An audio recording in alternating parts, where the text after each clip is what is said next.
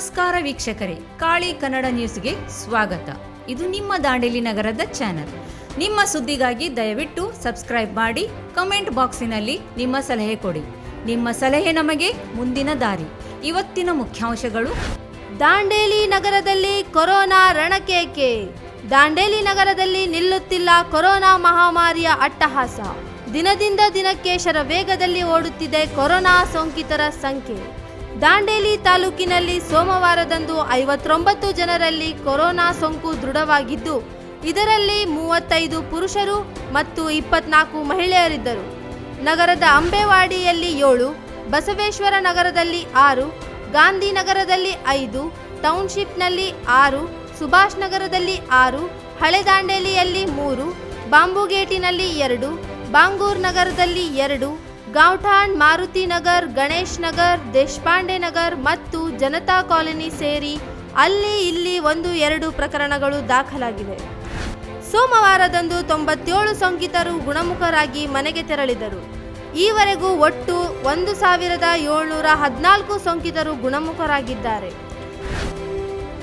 ಸಕ್ರಿಯ ಪ್ರಕರಣಗಳ ಸಂಖ್ಯೆ 476. ಹೋಮ್ ಐಸೋಲೇಷನ್ನಲ್ಲಿರುವವರ ಸಂಖ್ಯೆ 428. ಆಸ್ಪತ್ರೆಯಲ್ಲಿ ಚಿಕಿತ್ಸೆ ಪಡೆಯುವವರ ಸಂಖ್ಯೆ 48. ನಿನ್ನೆ ಕೋವಿಡ್ ಕಾರಣದಿಂದ ನಿಧನರಾದವರ ಸಂಖ್ಯೆ 3. ಈವರೆಗೆ ನಗರದಲ್ಲಿ ಕೋವಿಡ್ 2ನೇ ಅಲೆಯಿಂದ ನಿಧನರಾದವರ ಸಂಖ್ಯೆ ಒಟ್ಟು 18ಕ್ಕಿಂತ ಹೆಚ್ಚು ಎಂದು ಹೇಳಲಾಗಿದೆ. ಈ ರೀತಿಯ ಅಂಕಿಅಂಶ ನಮ್ಮ ನಗರದ್ದಾಗಿದೆ. ನಗರದಲ್ಲಿ ಸೆಮಿ ಲಾಕ್ಡೌನ್ ಡೇ 2. ರಾಜ್ಯದಲ್ಲಿ ಕೊರೋನಾ ತಡೆಯಲು 14 ದಿನ ಸೆಮಿ ಲಾಕ್ಡೌನ್ ಘೋಷಣೆ ಮಾಡಲಾಗಿತ್ತು.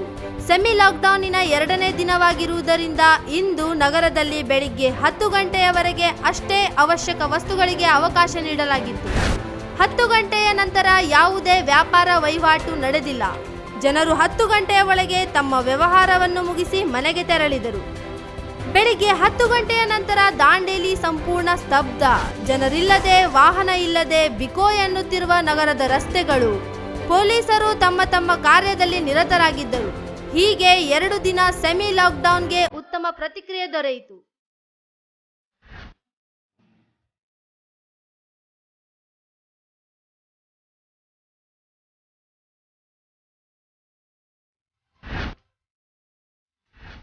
ನಗರದ ಗಡಿ ರೇಖೆಗಳಲ್ಲಿ ಬಿಗಿ ಬಂದೋಬಸ್ತ್. ದಾಂಡೇಲಿ ನಗರದ ಗಡಿ ರೇಖೆಗಳಲ್ಲಿ ಪೊಲೀಸರಿಂದ ಬಿಗಿ ಬಂದೋಬಸ್ತ್ ಮಾಡಲಾಗಿತ್ತು. ಬೇರೆ ರಾಜ್ಯ ಆಗಲಿ ಜಿಲ್ಲೆ ಅಥವಾ ಊರಿನಿಂದ ಬರುವ ವಾಹನಗಳಿಗೆ ತಪಾಸಣೆ ಮಾಡಿ ಒಳಗೆ ಪ್ರವೇಶ ನೀಡಲಾಯಿತು. ಅನಾವಶ್ಯಕವಾಗಿ ಹೊರಗಡೆ ಬಂದವರ ವಾಹನಗಳನ್ನು ಜಪ್ತು ಮಾಡಲಾಯಿತು. ಮಾಡ್ತಿದ್ದೀವಿ, ಸೀಸ್ ಮಾಡಿ ಅದು ಮಾರನೇ ದಿನ IME ಕೇಸ್ ಹಾಕಿ ನಾವು ಕಳಿಸ್ತಾ ಇದ್ದೀವಿ. ಇವಾಗ ಹಾಗಿಲ್ಲ ಅಂತೆ, ಸೀಸ್ ಮಾಡಿ ಲಾಕ್ಡೌನ್ ಮುಗಿಯುವವರೆಗೆ ಇಟ್ಕೊಳ್ಳಿ ಅಂತೇಳಿ ಆದೇಶ ಇದೆ. ಟೋಟಲ್ ಕ್ವಾಂಟಿಟಿ ಅಂದರೆ ಮೊನ್ನೆ ನಾವು ಒಂದು 20 ಗಾಡಿ ಸೀಸ್ ಮಾಡಿದ್ದೀವಿ. ಹಾಂ, ಆಮೇಲೆ ನಿನ್ನೆ ಒಂದು 5 ಗಾಡಿ ಸೀಸ್ ಮಾಡಿದ್ದೀವಿ. ಆಮೇಲೆ ಸರ್, ಇಲ್ಲಿ ಗ್ರಾಮೀಣ ಪ್ರದೇಶ, ಗ್ರಾಮೀಣ ಏರಿಯಾ ಇದೆ. ಗ್ರಾಮೀಣರು ಹೊರಗೆ ಹೋಗ್ಲಿಕ್ಕೆ ಏನು ಅವಶ್ಯಕತೆ ಇಲ್ಲ. ಅಂದರೆ ಇಲ್ಲಿಂದ ನಾವು ಗಣೇಶಗುಡಿಗೆ ಹೋಗ್ಬೇಕು. ಈಗ ಅಲ್ಲಿ ಅವರಿಗೆ ನಾವು ನೋಡ್ತೀವಿ ಜನನ್ ರೀಸನ್. ಈಗ ರೈತರು ಇರ್ತಾರೆ, ಹೊಲಕ್ಕೆ ಹೋಗ್ಬೇಕಾಗಿರುತ್ತೆ, ಅಂಥವ್ರಿಗೆಲ್ಲ ಬಿಡ್ತೀವಿ, ಅವಕಾಶ ಕೊಡ್ತೀವಿ. ಎಲ್ಲರಿಗೂ ಒಂದೇ ರೂಲ್ ಅಂತೇಳಿ ಆಗಲ್ಲ. ಕೆಲವರು ರೀಸನ್ ಹೇಗೆ ಇರುತ್ತೆ ಅದನ್ನು ನೋಡಿ ನಾವು ಸ್ವಲ್ಪ ಇದು ಮಾಡ್ತೀವಿ. ಕಾಲಿನವ್ರು ಬರ್ತಾರೆ, ಕಾಲಿನವ್ರಿಗೆ ನಾವು ಅವಕಾಶ ಕೊಡ್ತೇವೆ. ಅವರಿಗೆ ಪಾಸ್ ಏನು ಕೊಟ್ಟಿದ್ದಾರೆ? ತಹಸೀಲ್ದಾರ್ ಆಫೀಸಿಂದ ಪಾಸ್ ಇಲ್ಲ, ಆದರೂ ನಮ್ಮವ್ರು ಇರ್ತಾರಲ್ಲ, ಅದು ಗೊತ್ತಾಗುತ್ತೆ. ಡೈಲಿ ಆಗಿ ಓಡಾಡ್ತಿರ್ತಾರೆ. ನಾರ್ಮಲ್ ಆಗಿ ಹಾಲು ಗೀಲು ಎಲ್ಲ ತೊಗೊಂಡವರು ಡೈಲಿ ಆಗಿ ಓಡಾಡ್ತಿರ್ತಾರೆ. ಸರ್, ಪೊಲೀಸ್ ಡಿಪಾರ್ಟ್ಮೆಂಟ್ ಬೇರೆ ಯಾರೋ ಡಿಪಾರ್ಟ್ಮೆಂಟ್ ಇಲ್ಲಿ ರೆವಿನ್ಯೂದವ್ರು ಇದ್ದಾರೆ, ಕಂದಾಯ ಇಲಾಖೆಯವರು ಇದ್ದಾರೆ. ಆಮೇಲೆ ಫಾರೆಸ್ಟ್ ಅವರು ಒಂದೊಂದು ಸಾರಿ ಇರ್ತಾರೆ, ಒಂದೊಂದು ಸಾರಿ ಇರಲ್ಲ.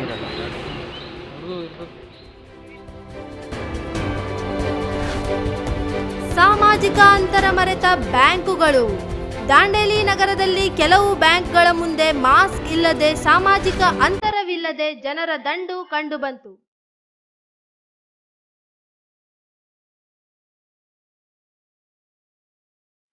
ಈ ರೀತಿಯಿಂದಲೇ ನಗರದ ಕೊರೋನಾ ಹರಡಲು ಕಾರಣವೆಂದು ಹೇಳಬಹುದು.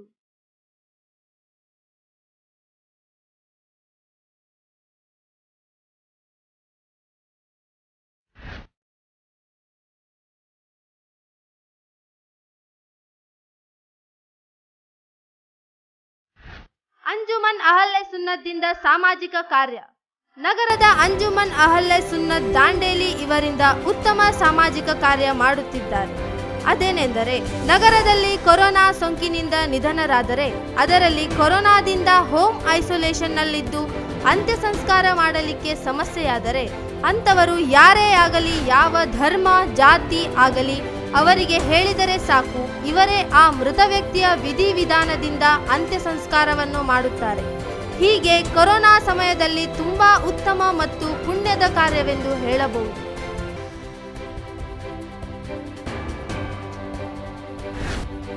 ಸಚಿವರಾದ ಶಿವರಾಮ್ ಹೆಬ್ಬಾರ್ ನಗರಕ್ಕೆ ಭೇಟಿ. ದಾಂಡೇಲಿ ನಗರದಲ್ಲಿ ಏರುತ್ತಿರುವ ಕೊರೋನಾ ಸೋಂಕಿತರ ಬಗ್ಗೆ ಮಾಹಿತಿ ಕಲೆ ಹಾಕಲು ಮತ್ತು ಕೊರೋನಾ ನಿಯಂತ್ರಿಸುವಲ್ಲಿ ದಾಂಡೇಲಿ ನಗರ ಯಾವ ರೀತಿ ಸಜ್ಜಾಗಿದೆ ಎಂದು ತಿಳಿದುಕೊಳ್ಳಲು ಮಾನ್ಯ ಕಾರ್ಮಿಕ ಖಾತೆ ಸಚಿವರಾದ ಶಿವರಾಮ್ ಹೆಬ್ಬಾರ್ ನಗರಕ್ಕೆ ಭೇಟಿ ನೀಡಿದರು. ಅವರು ನಗರದ ಸಾರ್ವಜನಿಕ ಆಸ್ಪತ್ರೆಗೆ ಭೇಟಿ ನೀಡಿ ಪರಿಶೀಲನೆಯನ್ನು ನಡೆಸಿ ತಹಶೀಲ್ದಾರ್, ಪೌರಾಯುಕ್ತರು, ಸಾರ್ವಜನಿಕ ಆಸ್ಪತ್ರೆ ಮತ್ತು ಇಎಸ್ಐ ಆಸ್ಪತ್ರೆಯ ವೈದ್ಯಾಧಿಕಾರಿಗಳೊಂದಿಗೆ ಸಭೆ ನಡೆಸಿ ಅನಂತರ ಖಾಸಗಿ ವೈದ್ಯರುಗಳೊಂದಿಗೆ ಸಭೆ ನಡೆಸಿದರು. ಆಕ್ಸಿಜನ್ ಟ್ಯಾಂಕ್ ಇರೋದು ನಮ್ಮ ದೊಡ್ಡ ಕೊರತೆ ಆಗಿರ್ತಕ್ಕಂಥದ್ದು. ಈಗಾಗಲೇ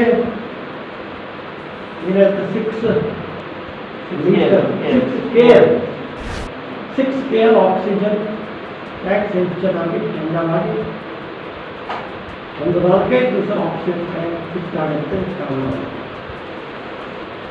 ಇವತ್ತು ನಾವೆಲ್ಲ ಜಂಬೋ ಮೇಲೆ ನಡೆಸ್ತಾ ಇದ್ದೀವಿ. ಅದರ ಜೊತೆಗೆ ಕೇಂದ್ರ ಸರ್ಕಾರ 47 ಕಡೆ ಹೊಸದಾಗಿ ಆಕ್ಸಿಜನ್ ಉತ್ಪಾದನೆ ಮಾಡತಕ್ಕಂಥ ಘಟಕ, ಪ್ರೊಡಕ್ಷನ್ ಆಕ್ಸಿಜನ್ ಪ್ರೊಡಕ್ಷನ್ ಯೂನಿಟ್,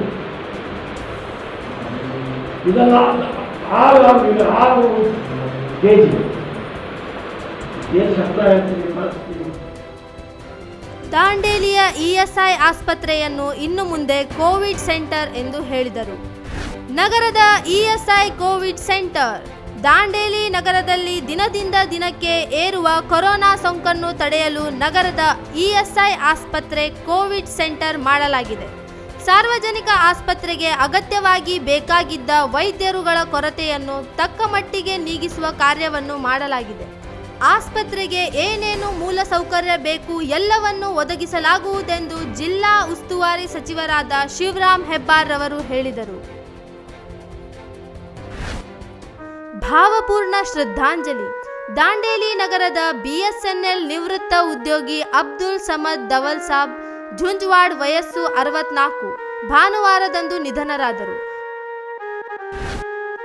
ಅದರ ಜೊತೆಗೆ ಜನತಾ ವಿದ್ಯಾಲಯ ಪ್ರೌಢಶಾಲೆಯ ಶಿಕ್ಷಕರಾದ ಶ್ರೀಮತಿ ರೆಹನಾ ಮನ್ಸೂರಿ ಅವರ ತಾಯಿಯಾದ ಕಿತಾಬುನ್ನಿಸಾ ಮನ್ಸೂರಿ, ವಯಸ್ಸು 63, ನಿನ್ನೆ ಸೋಮವಾರ ಬೆಳಗಿನ ಜಾವ ಹೃದಯಾಘಾತದಿಂದ ನಿಧನರಾದರು. ಮೃತರ ಆತ್ಮಕ್ಕೆ ಚಿರಶಾಂತಿ ಸಿಗಲಿ ಎಂದು ದಾಂಡೇಲಿಯ ಸಮಸ್ತ ಜನತೆ ಹಾಗೂ ಕಾಳಿ ಕನ್ನಡ ವಾಹಿನಿಯ ಮೂಲಕ ಭಾವಪೂರ್ಣ ಶ್ರದ್ಧಾಂಜಲಿ.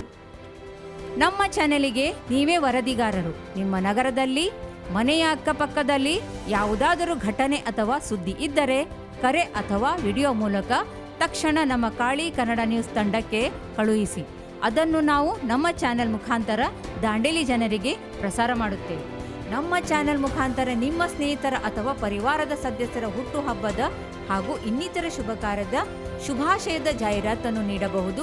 ನಮ್ಮ ವಾಟ್ಸಪ್ ನಂಬರ್ 7022825122 ಮತ್ತು 9986177322. ನಾನು ನಿಮ್ಮ ಪ್ರತಿನಿಧಿ ಅಕ್ಷತಾ ಚವಾಣ್, ಕ್ಯಾಮ್ರಾಮ್ಯಾನ್ ಲತೇಶ್ ಚಾಟ್ಲಾ ಜೊತೆ ವರದಿಗಾರರು ಸರ್ಫರಾಜ್ ಶೇಖ್. ತಡೆರಹಿತ ಸುದ್ದಿಗಾಗಿ ನೋಡ್ತಾ ಇರಿ ಕಾಳಿ ಕನ್ನಡ ನ್ಯೂಸ್, ಇದು ನಿಮ್ಮ ವಾಹಿನಿ. ದಯವಿಟ್ಟು ನಮ್ಮ ಚಾನೆಲ್ ಅನ್ನು ಸಬ್ಸ್ಕ್ರೈಬ್ ಮಾಡಿ. ನಿಮ್ಮ ಸಲಹೆ ನಮ್ಮ ಮುಂದಿನ ದಾರಿ.